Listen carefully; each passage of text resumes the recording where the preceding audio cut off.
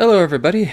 Good morning, good afternoon, good evening, wherever you may be, and welcome to the next episode of the Expansion Point. And so I'm very, very happy to be with you. I'm Brad Johnson, of course, as always, the host of the Expansion Point. And we're going to have a really exciting episode today, as we're going to be talking about the channeling state. So through this episode, I'm going to be introducing many of you who may not be familiar with the entity that I connect with, known as Adronis. And so I have been channeling Adronis now for almost 10 years. It'll actually be 10 years this coming December. And through that time, I have just radically transformed my life based upon a lot of the deep teachings that he has shared with me and looking more into the understanding of universal mechanics, looking more into the understanding about the connection to oneness, the interconnectedness of us all, looking very deeply into empowerment, looking very deeply into healing, into all about the branches that really make us who we are beyond the personality, the image, and the identity. So again, Adronis is going to come through and he's going to be sharing a lot about the channeling state, about how the channeling state works, what is the channeling state, how everybody has the ability to channel, and of course a lot more pertaining to this really fascinating topic. So I'm going to make sure my throat holds out a little bit. Usually when I wake up in the morning, I have a little bit of a scratchy throat, but that's okay. Anyways, I'm really excited that all of you are here. I'm just going to adjust my video a little bit because I look a little too bright here. So again, the channeling state is just going to involve me getting into a not really a trance, but kind of in a daydream-like state. I basically go into the theta brainwave state, and I start to do a little bit of chanting. So you'll hear me do some chanting. You'll also see me do what I call as orbiting. Okay, so orbiting is the idea of just being able to move in this kind of flow. And what I'm doing is I'm actually becoming an antenna. I'm becoming a receptacle. I'm moving into a vortex of a channeling state that's actually allowing me to have a very strong, purified connection with Adronis when I start doing this rotation movement, right? So again, it's kind of like how you just put up an antenna to receive a broadcast. And that's basically what I do when I start orbiting in this particular way to receive the highest quality of that broadcast that I can. That's just how I'm calibrated. Doesn't mean everybody has to do that. That's just my own nature that I've learned over time to work very well to connect with Adronis and improve the connection altogether. Okay? So, anyways, thank you so much, everybody. If I'm not able to get around to your comments today, I apologize. I will see if I can do some comments, replies after the interaction today, if by chance we don't have time for any Q&A. So I'll go ahead and bring Adronis in now, and we'll begin with information on the channeling state. So here we go.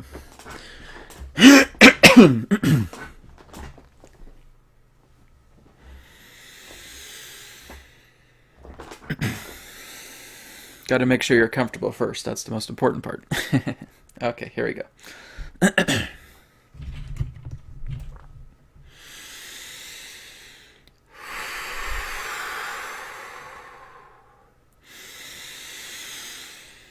Terra.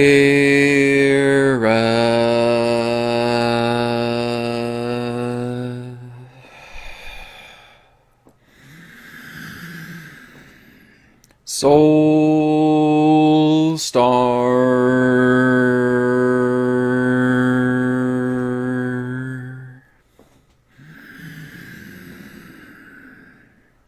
Sirius.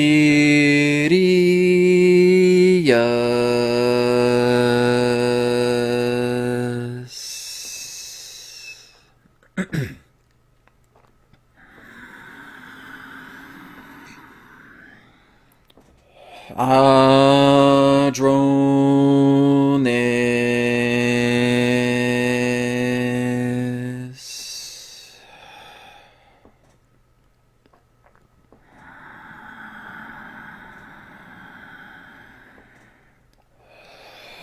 We are here at this time, and we bid you greetings, and thank you very much for the opportunity of this interaction today. I am Adronis of Sirius. We say hello to everybody who is tuning in to this particular broadcast being brought forward through your internet collective consciousness. What we would like all of you to do at this time is simply allow yourselves to get relaxed, get comfortable, and tune in to the vibrations of Sirius, so that you may synchronize, harmonize, and align to all the information that we have to share. Also understand that all that we shall provide today is simply that of our perspective, our point of view. For all knowledge, all information, all creation itself resides within your very hearts, beings, and souls. We have been asked to share insight as it relates to the idea of the channeling state. Now, what you are witnessing here is a particular form of lucid channeling state, to which the conduit himself has not left his body in any particular way. He is still contained exactly where he is, but his container has allowed a form of reciprocation to be brought forward. The idea of neurological pathways are shifting themselves. The idea of the crown chakra is wide open. And again, that his chakra centers are again becoming a relay, like a satellite dish in this particular form. That the rotation, or as he has termed it, orbiting in this sense, is allowing the initiation of the broadcast of the transmission itself to become refined in that way. And so it is remaining within this aspect of a vortex to allow this transmission to become more refined through the idea where the ego personality of the channel is in the back seat, and therefore the flow transmission that is coming together is in the front. And so, being able to work together with the state of channeling is quite a simple process, but again, where there has been a lot of sophistication pertaining to logic, pertaining to reasoning, pertaining to other particular forms of physical means, it may seem like quite a challenge. Because what this actually entails is being able to completely let go of the ego and allowing yourself to enter a neutral state of consciousness. When you are entering a neutral state of consciousness, you are receptive to where the flow wishes to take you. It's no longer the idea of feeling that you are becoming a dam holding back the water of a river. You're now taking away that dam so that the water itself can flow through, so the water can flow naturally. And that's the whole idea. The more obstructions that you have in your mind, the idea of doubt, hesitation, disbelief, anything that you feel says, I can't do this, or this is not for me, that again is only creating more of those dams upon the river. So what you are doing is that when you decide to go into a channeling state, this is all about inner time. It's all about going inwards within yourself. So we basically suggest to many people that they are becoming much more aware of their feelings, much more aware of their common trends of thought in that sense, as it pertains to the channeling state when you begin. This all just starts off with a simple notebook, is just writing about certain forms of feelings that you may be going through on the day, being able to look at a certain trend of thoughts, not having to keep track of every single thought within your mind. That would indeed be exhausting. But you're looking into the aspect of thought trends that coalesce together with the feelings in question. And as these feelings therefore come forward, you're writing them out. Are there any emotional states that doubt my ability that I can connect inwards and channel myself, channel my soul, channel another guide in that particular way? Do I feel I can do this? So you want to be aware of the obstacles that you're placing upon yourself in question.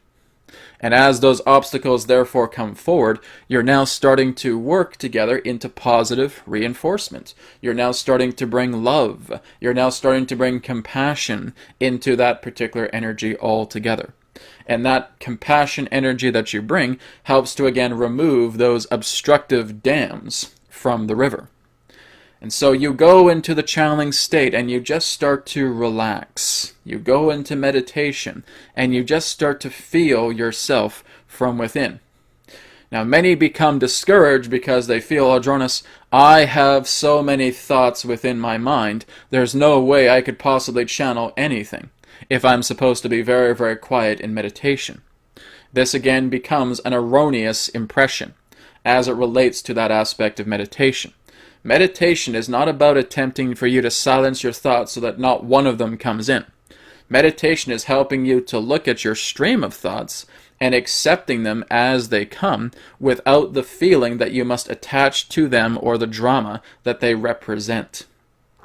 That's the whole idea here. So when you start to work together with your thoughts, realizing it could be something that may be very harsh, it could be something that in that sense that may be very cold, but nonetheless you're still accepting it. You're bringing your warmth through your heart to work together with the head. So the head's starting to bring in all of these harsh thoughts and saying, oh, I can't do this, this isn't possible, I'm this, I'm that, I'm the other thing.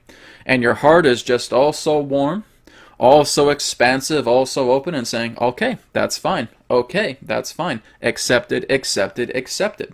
And now those thoughts start to minimalize because you're not attaching to them. Again, it's the idea of like taking a very large rock, putting it in the middle of the river to try and obstruct the water. Because what you're trying to do is trying to create resistance and defend the ego here. And that's not the idea. The ego is looking to be brought into a state of neutrality. It's not looking to be destroyed. It's not looking to be annihilated. It's not looking to be escaped from. It's the idea that it's just attempting to be settled down. So again, when that overinflated ego wants to bring in all of these thoughts and saying, oh, look at this person, he's just trying to channel, she's just trying to channel, isn't he crazy, etc. And again, you're just accepting every particular thought that comes through you because you're becoming the aspect of the doubt of your own thoughts, of your own feelings, of what you feel you're capable of. It's all your creation. So when you start to bring peace, bring love and warmth to those thoughts, they no longer have a grasp upon you. And so now you're entering a neutral mind. Anybody can do this, but you are doing it in your own unique way. So you relax yourself. You start taking some deep breaths in and out. You have already looked into the aspect of your feelings. You're already starting to enter a neutral mind. Now you may want to pose a question, perhaps again on a sheet of paper or a notepad that you have in front of you, and you're just writing out this particular question. What is it that I'm here to do on earth, for example? And therefore you are going into that stillness, you're going into that neutrality, and you're feeling this wave of peace, this wave of calmness flowing over you. All of a sudden there is a sensation that you feel. And now you decide to open your eyes again and you look at that question. As you look at that question, your mind has already created the answer through you.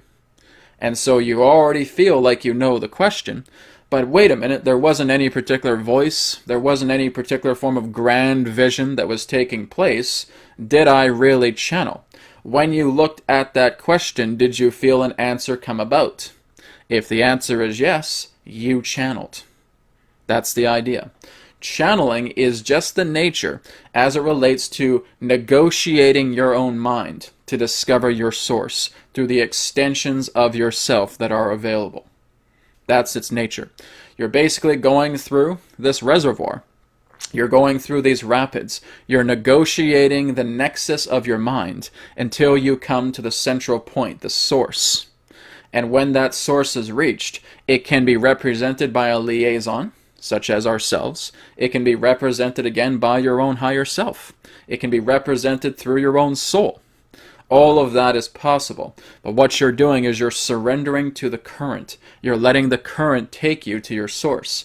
If you feel that you have to put control into this and start taking out paddles and are trying to struggle to go through another stream, you're going to get lost. You're going to remain within your own thoughts because you're trying to control everything. Flow doesn't need you to control it. So when you are working together with flow, put the paddles down, remain in the boat, and let the current take you deeper and deeper into your source. Because that's what channeling is, helping you to navigate the reservoirs of your mind through the extensions of your being that will bring about the aspect of understanding of your own source. That's its nature. So when you start to work with this a great deal more, the channeling state will become a very, very natural process. Over time, you'll notice that you'll naturally be able to channel without having to go into any particular form of altered state of consciousness whatsoever. You'll be able to basically connect to your own source and live in that natural way. We're not saying this because this is something that may just be a metaphorical interpretation. This is actually true. This is a literal aspect, is that when you devote, when you commit yourself to working with the inner being, this will help you. Not everybody is meant for this path. It's very important for you to understand that. Because what many will do is they will attempt to go into the channeling state as a means of a rescue operation for themselves. That they will attempt to adopt a personality as it relates to the spiritual nature of themselves. They'll basically feel that they are adopting many of these terms and these distorted philosophies that can come through channeling, that can come through self-empowerment, that can come through self-realization, where they're not actually doing the inner work, but what they're actually doing is they're living by the philosophies as other pillars of belief. This is very, very common within the spiritual community. And so really what we are suggesting here is that when you are looking to go within yourself, you are willing to make a change through yourself. You are not copying anybody else's path. You're not attempting to copy anybody else's intentions or anybody else's philosophies to where you feel that this must be the Holy Grail, the saint, the aspect of your deity pertaining to these simple terms. It's all about being able to utilize those terms as a means to not utilizing them anymore. This is what we call surpassing ritual. So when you go into the channeling state, or you simply want to look deeper into self-realization, into self-empowerment, you're doing it in your own unique way. You cannot discover an identical path from what somebody else is doing and feeling that that's going to be your own path. Can't be done. You're the one that's allowing your own unique path, because you're all, shall we say, unique snowflakes of creation, and you're discovering it through yourself. But here's the idea. Many of you are afraid to explore yourselves deeply within because you have so much reliance upon the physical realm. You have so much reliance upon physical reality, and that's what's creating obstructions. So again, when many of you actually start to look into how deep you can actually bring yourselves into, there becomes this aspect of panic. And that panic only exists is because that ego of yours has not been able to integrate completely into yourself, to where there has been ego and to where there is natural flow, to where there is now natural will. If that is not integrated properly, you will hit moments of panic. You will basically go into these obstructions. You may feel you may not want to channel again. You may feel you may not want to meditate again, etc. Because you become afraid, because there's something that you have overlooked as it relates to ego integration. Which means that the ego integration is becoming a deflated ego. It's like a balloon. You basically open up that little point, and now the balloon starts to deflate. It starts to completely compress. And a lot of that energy comes out because you have brought so much love and compassion into that aspect that that particular balloon now is as flat as a pancake. And that's what you want to create. If you are very compassionate and very, very driven to getting to know who you are. So again, this is what we have noticed throughout the many years that we have connected throughout this particular channel.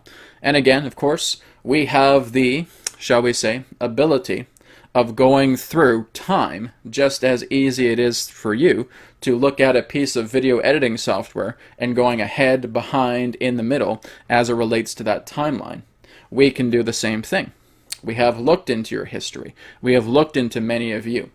And we understand that, again, there has been a great deal of fear as it relates to true spiritual understanding, to the true channeling state. And again, all of that comes through the idea of not being able to work with the ego appropriately. It's still being seen in some particular way as an enemy, as an adversary, as something that you need to escape from. And as long as you have that mentality, there will always be that little bit of air within the ego, so that when you start to go deeper into yourself, you'll notice that there is an obstruction, something that creates fear. So we are suggesting that those who want to develop their channeling ability, those that want to develop greater aspects of self-realization, is not to impose any particular forms of, shall we say, doctrines upon people. And when you're putting those doctrines upon people, it therefore becomes your gospel and saying, no, no, you're doing this wrong. You have to do it this way. Oh, no, you can't do it that way. It has to be done that way. Those become dogmatic teachers. And those teachers in that sense are leaking off aspects of their own ego into these degrees of doctrines that they're trying to apply upon their own followers. Be very careful about that.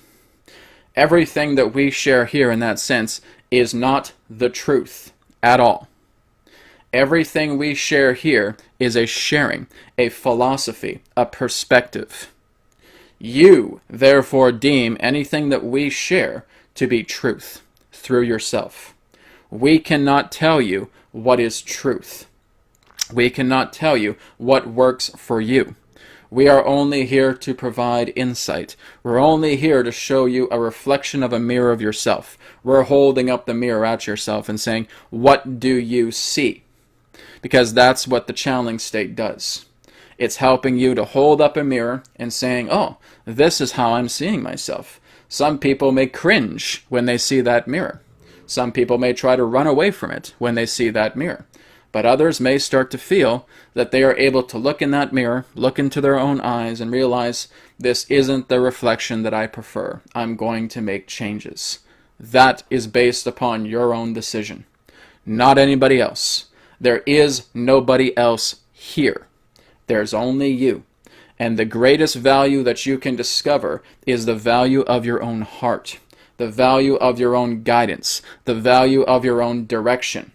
If you basically give yourself away to another particular person and feel that they have the capability of leading your life, you are a fool.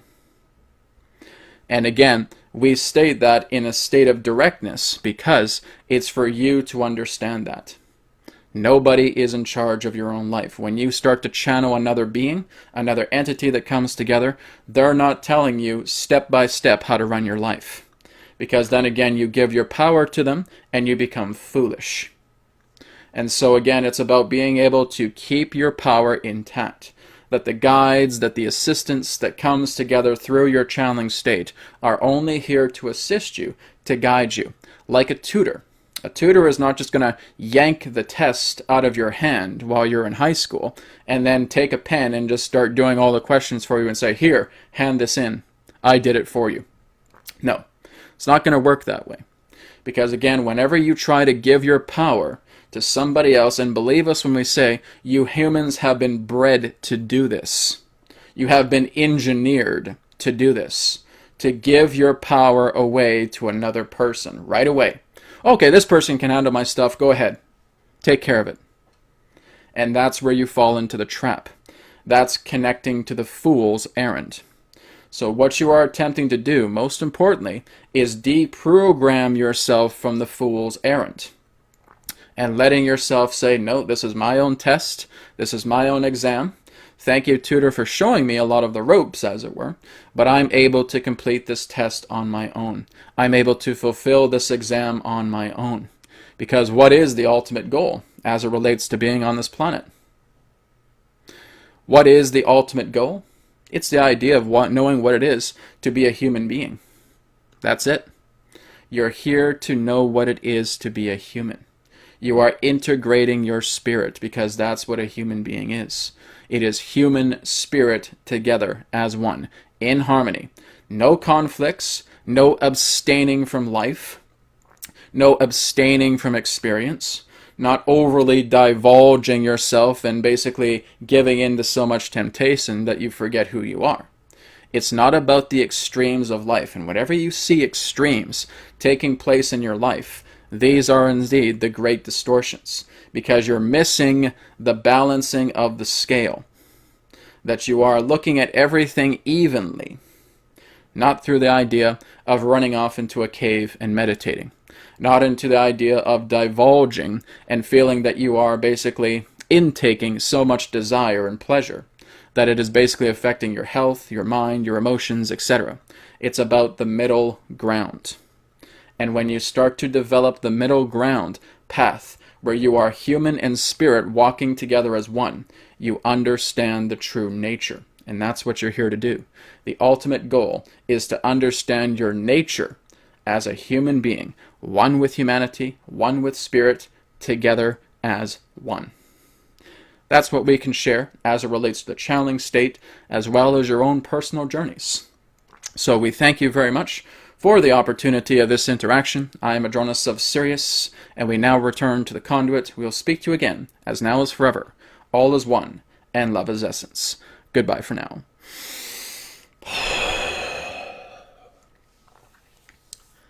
All right. Thank you very much, Adronis. And thank you very much, everybody, again, for tuning in. So we have maybe about 4 minutes left. So I'm just going to go through the comments here.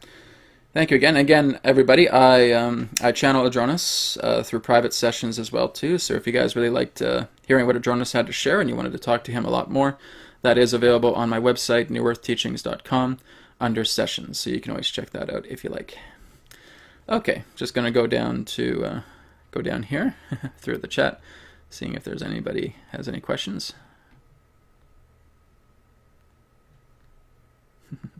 Matt asks, is this guy autistic? Well, if it's autistic to bring about that kind of information and help to transform life, I'm happy to be autistic. That's what I can say about that.